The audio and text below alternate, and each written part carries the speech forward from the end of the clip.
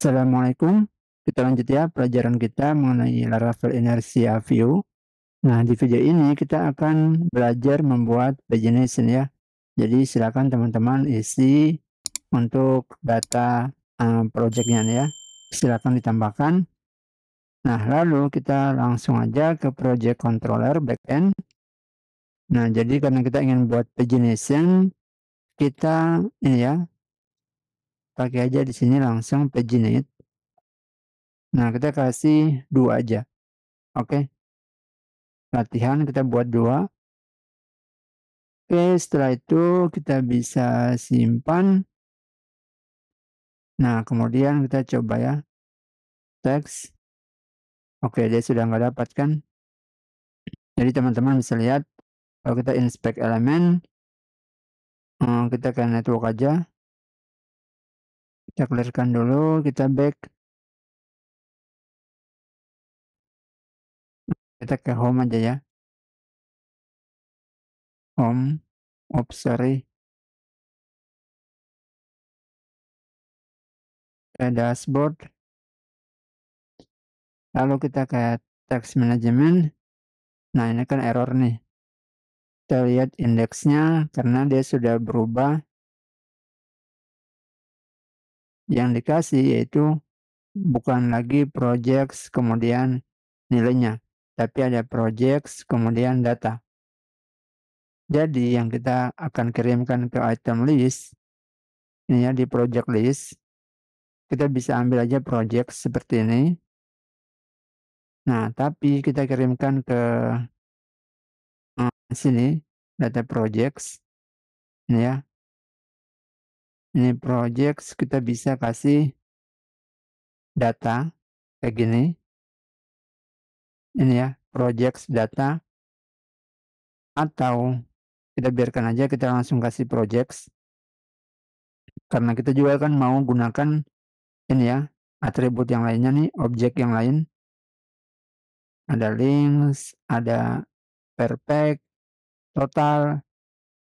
Oke, jadi kita ke item list. Nah, kita ambil data projects, kemudian di sini tr-nya nih. Nah, ini ya. Nah, sebentar. Oke nih. Before data projects kita kasih dot data. Kayak gini. Nah, kita simpan. Oke, lalu kita coba refresh. Oke, sudah ya. Nah, ini sudah dapat. Jadi cukup 2 ini ya, 2 row atau 2 data yang tampil dalam satu halaman. Nah, sekarang kita mau buat pagination-nya. Ini kan ini ya, template untuk pagination yang kita kasih comment. Nah, sekarang kita buka aja komennya. Oke, oops. Ini sorry, sampai sini kita kasih uncommon. Oke, sudah aktif. Nah, kita bisa lihat. Jadi tampilannya seperti ini. Ini kasih kecil dulu. Oke. Showing 1 sampai 10. Off. Jadi ini total. Nah, ini perfectnya ada berapa nih?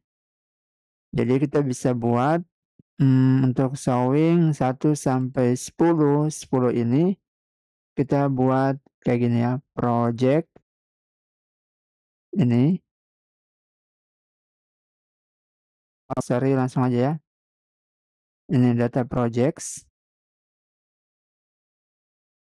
Kita ambil di sini data projects dot bukan data tapi per pack.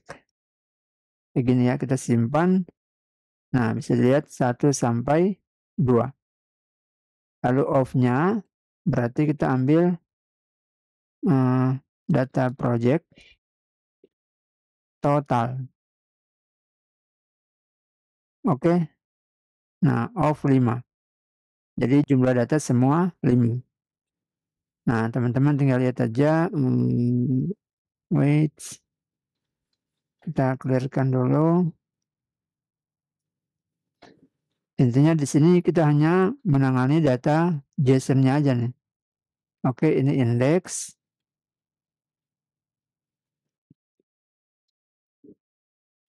Gini aja dulu. Oke. Nah, ini projects yang kita sudah kasih ke item list view. Nah, jadi kalau kita mau pakai objects-nya, kita tinggal panggil aja nih. Ini ada from. Nah, yang tadi kita pakai yaitu perfect, kemudian total. Oke. Nah, kemudian berikutnya untuk ini ya.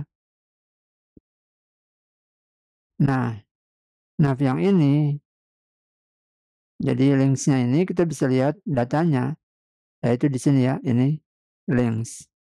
Jadi untuk links-nya, dia sudah menyediakan ada previous yang seperti ini, kemudian ada yang terakhir yaitu next, seperti ini.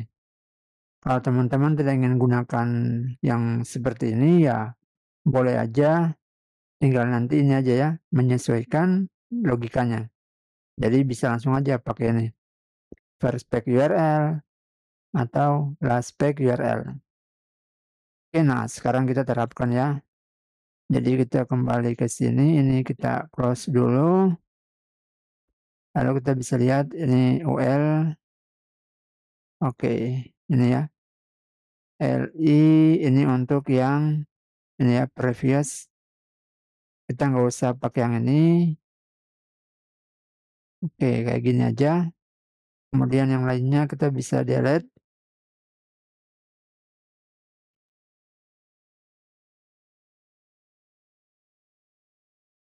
Oke, sampai sini kita delete. Oke, sudah ya. Nah, lalu kita buat P4. Ini kita kasih item, ini index, in data projects dot links. Kemudian kita buat key-nya yaitu index saja. Kayak gini ya. Nah, kemudian untuk label, labelnya gimana? Kita bisa lihat ini ya. Ada nih label. Jadi label yang bisa kita jelaskan di sini. Oke. Jadi kita langsung aja, karena ini codingan ini ya, kode HTML kayak gini, jadi nantinya dia bisa tanda panah kiri, kalau next jadinya tanda panah kanan. Nah, kita gunakan VHTML kayak gini. Oke, lalu kita buat item.label. Oke, kita simpan. Nah, kita bisa lihat kita sudah dapat ya. Nah, lalu gimana caranya biar kita tahu ini halaman satu yang aktif nih. Oke, nah caranya kita lihat di sini ada properti atau objek aktif. Oke, jadi kita bisa custom CSS-nya saat aktif atau bernilai true, maka kita buat desain untuk bagian ini ya. Oke, kita langsung aja.